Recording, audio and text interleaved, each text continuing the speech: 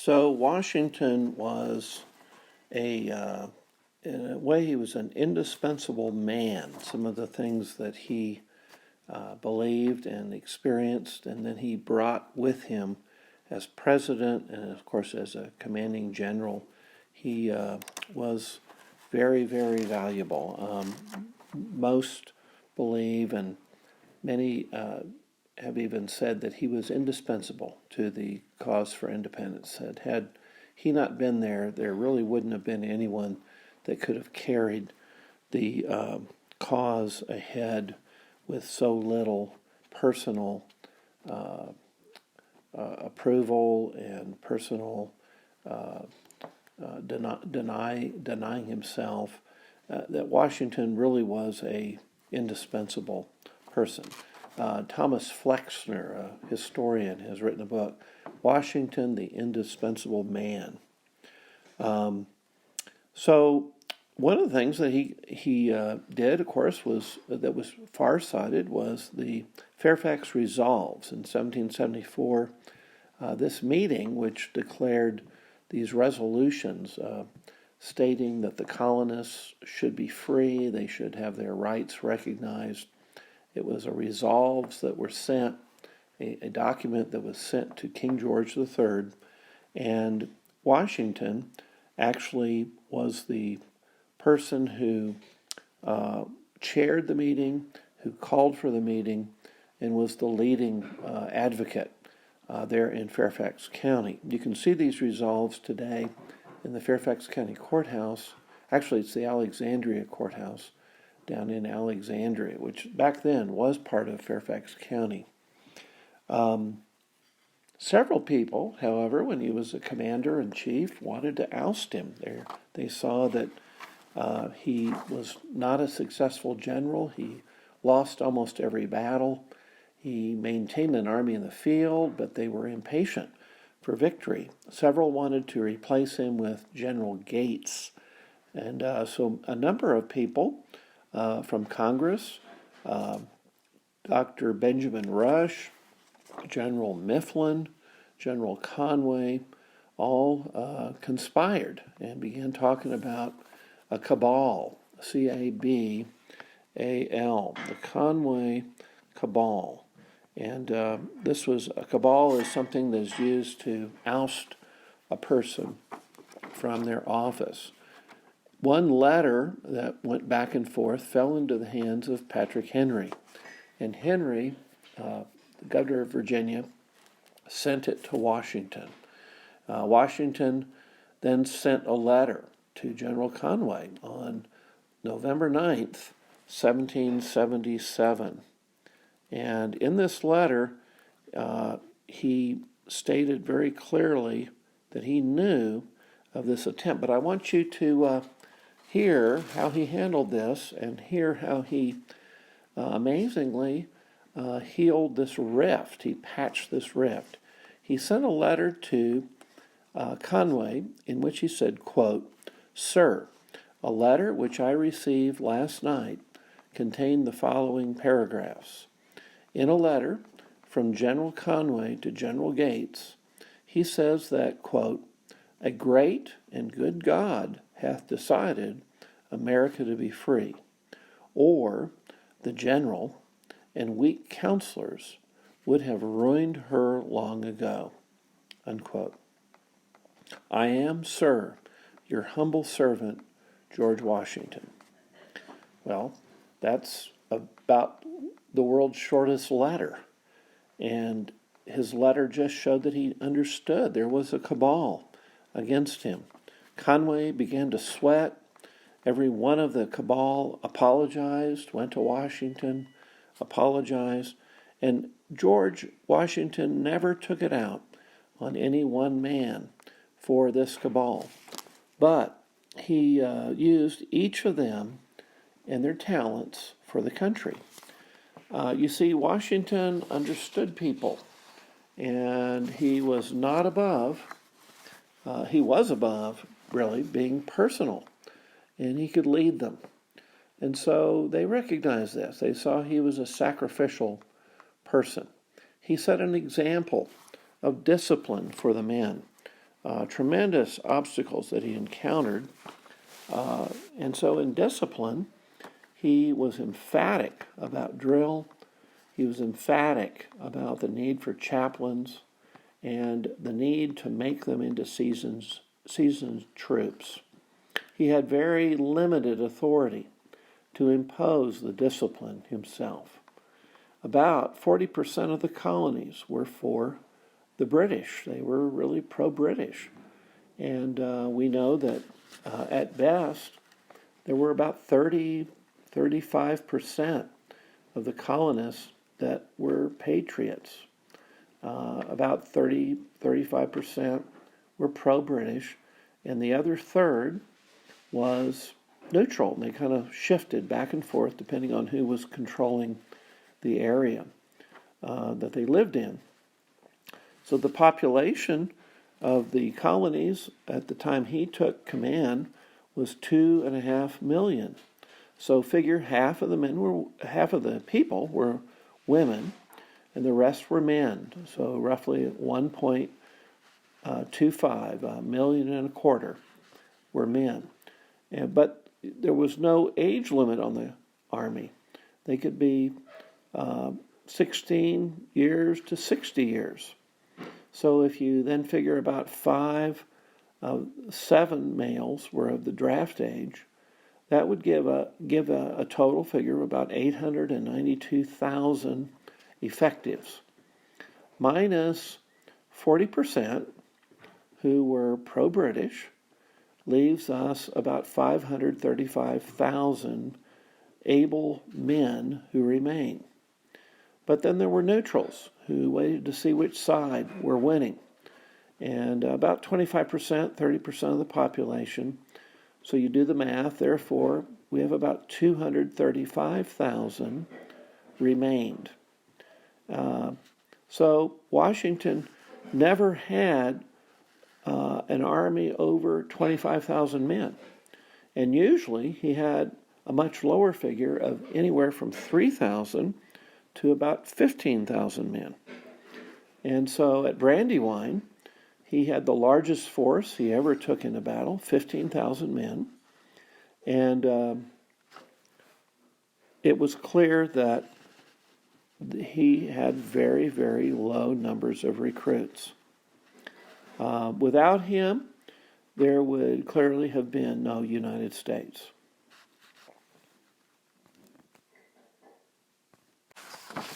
So we see that Washington was really encountering huge obstacles as the commander-in-chief. One of the obstacles that he encountered were the hordes of prostitutes who accompanied the American army. And after a battle, these prostitutes would strip the dead of clothes and materials, and Washington banned these prostitutes, but he continued to have trouble with them because the men often would want prostitutes, and they would often want women to do their clothes and to do camp chores. On July 18th, 1755, in the French and Indian War, he lamented that the American force, quote, had acted with more cowardice than is possible to conceive, unquote. And he said this several times in the War for Independence as well, that there was a lack of courage and great cowardice. He considered that this was a product of poor training. Even in America, the men were not automatically courageous and heroic. And part of the problem was that the Americans did not believe in military training, and it was a major problem. Most Americans believed that militia could win the day. Men were unwilling to volunteer. In November of 1775, he wrote to Joseph Reed about the problem of getting troops. He said, quote, "Such a dearth of public virtue. What will be the end of these maneuvers is beyond my scan. I tremble at the prospect We have been, until this time, enlisting about 3,500 men to engage these. I've been obliged to allow furloughs for as many as 50 men to a regiment, and the officers, I am persuaded, indulge in as many more. Such a mercenary spirit pervades the whole that I should not at all be surprised at any disaster that may happen. Could I have foreseen what I have experienced and am likely to experience, no consideration upon earth should have induced me to accept this command." Unquote. So you see great discouragement at times. If there was any looting, the men were to be lashed. If the name of the Lord was taken in vain, there were to be 25 lashes. George Washington was concerned with the Lord's favor on the war effort. On December 18th, 1776, just before the Battle of Trenton, he wrote, quote, "No man, I believe, ever had a greater choice of difficulties and less means to extricate himself from them."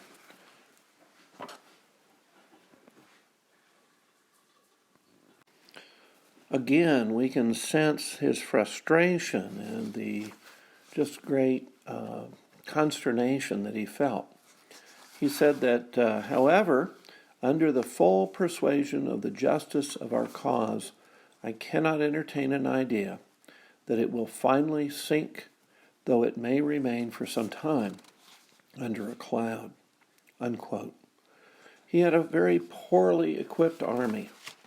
That's point F, if you turn to the next page of your outline. His army had so little clothing on the winter when Mrs. Washington came for a visit that they had difficulty finding enough fully clothed men out front who had their private parts covered. And so these are nearly naked men. This is meaning that there is a tremendous lack of resources.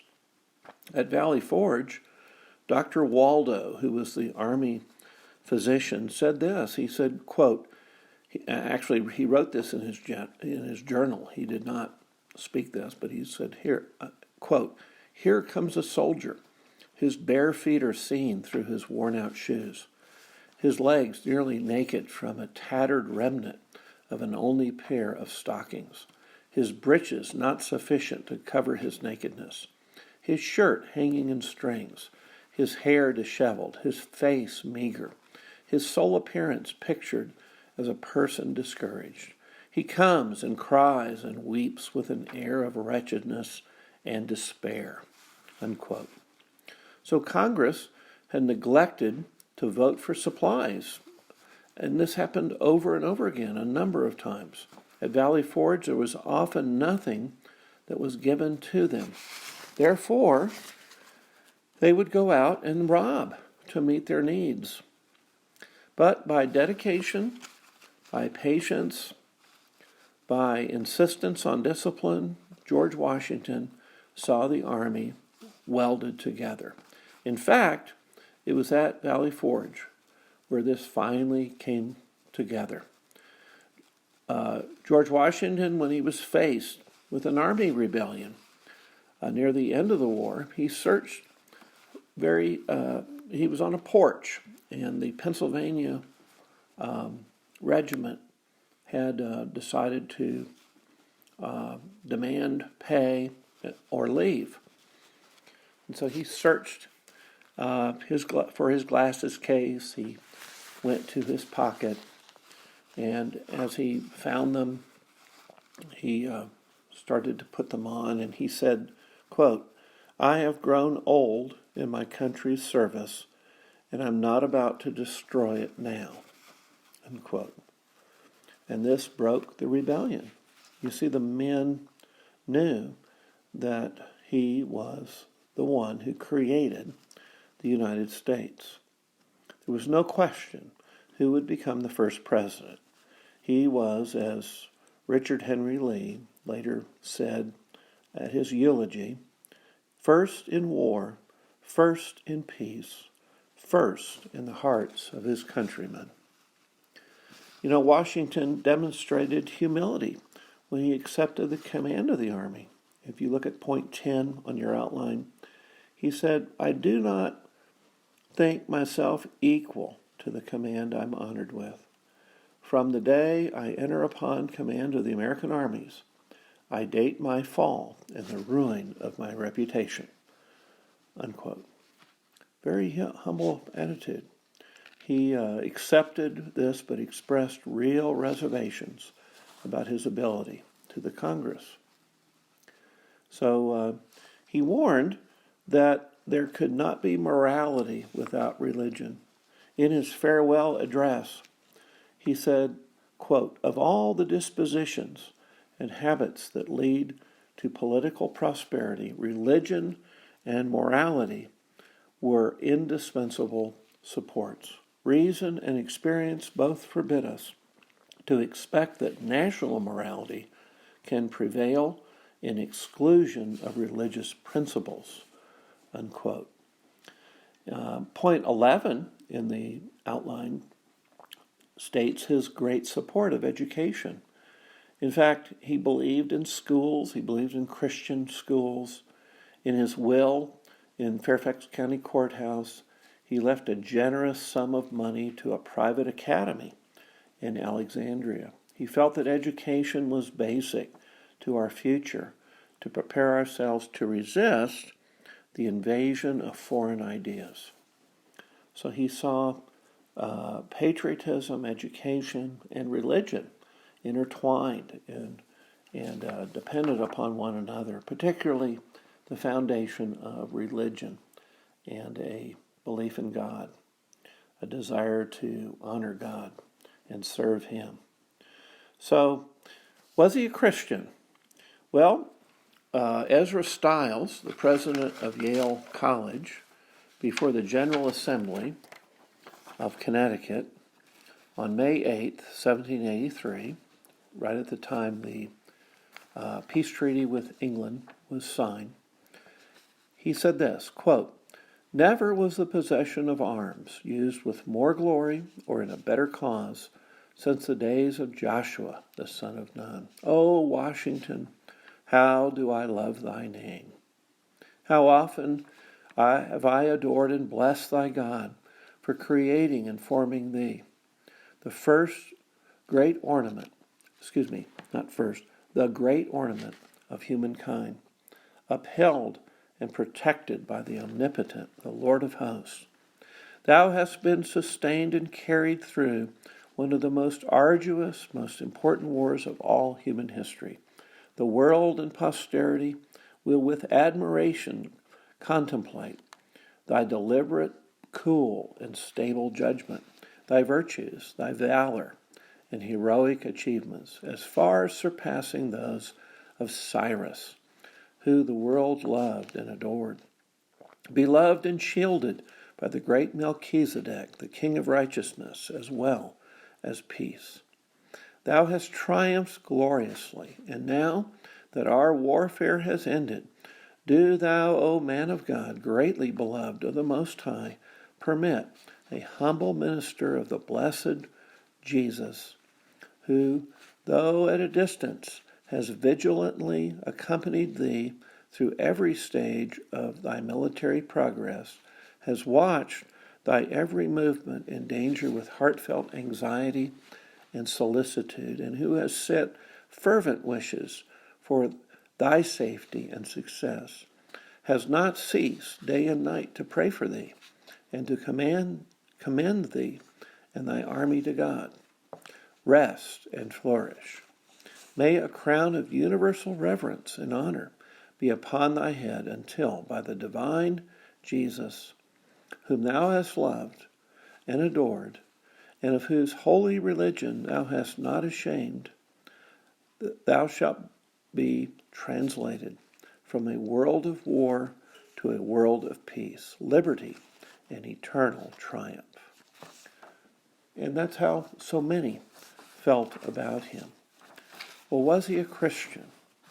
Well, I believe he was. He kept a small prayer book in his pocket that was lost when he was when he died, but it was rediscovered. I think it was about 1818, and in his own hand wrote down prayers and seems to have prayed just as an Anglican would have prayed in those days, using a prayer book and written prayers. George Washington wrote many of those prayers, but he composed some of his own as well. And from his conduct, from the fact that he attended church regularly throughout his life, from the fact that he kept the Sabbath after church, he and Martha, it was a regular practice to read a sermon, to comment on it. That he was a man of prayer was obvious, attested to by many people. In fact, in your book, on page 156, a number of people have recorded the story of how a Tory Quaker, Isaac Potts, came upon upon Washington when he was on his knees in prayer in the woods. Now, this is a Quaker who is a pacifist. He's not for war, and he was a loyalist. On top of that, Benjamin Lossing relates that Potts later made the following remarks to his wife, quote, "If there is anyone on this earth whom the Lord will listen to, it is George Washington.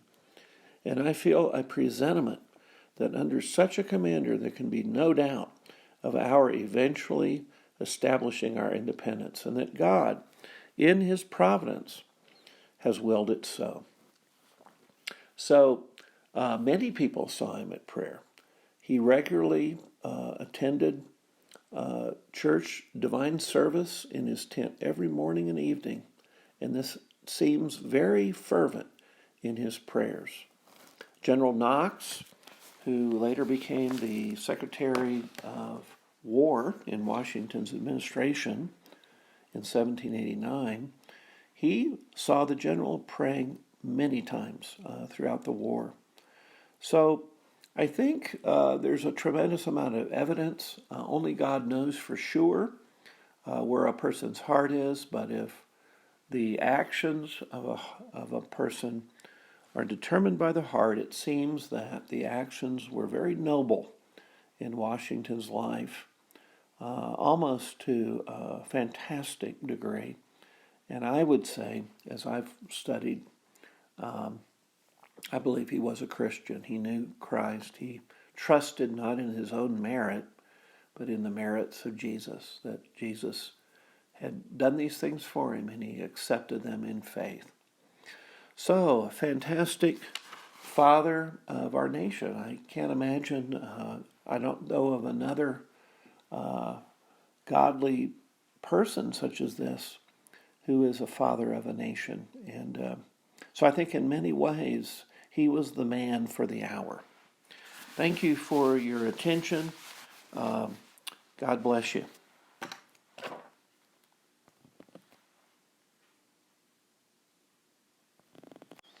Now we'll go ahead and turn to Lesson 14, the biblical ideas of man and government in the Declaration of Independence. So this is a fantastic document. I love reading it. And so we want to look at point 1, the situation of the colonies at the end of the period of protest. So we've had these 13 years of protests from 1763 to 1776, where the Declaration was finally signed. And point A, we've had other declarations that came out. For instance, Mecklenburg Declaration came out in May 20th, 1775. So certain counties, this one of North Carolina, presaged the Declaration of Independence.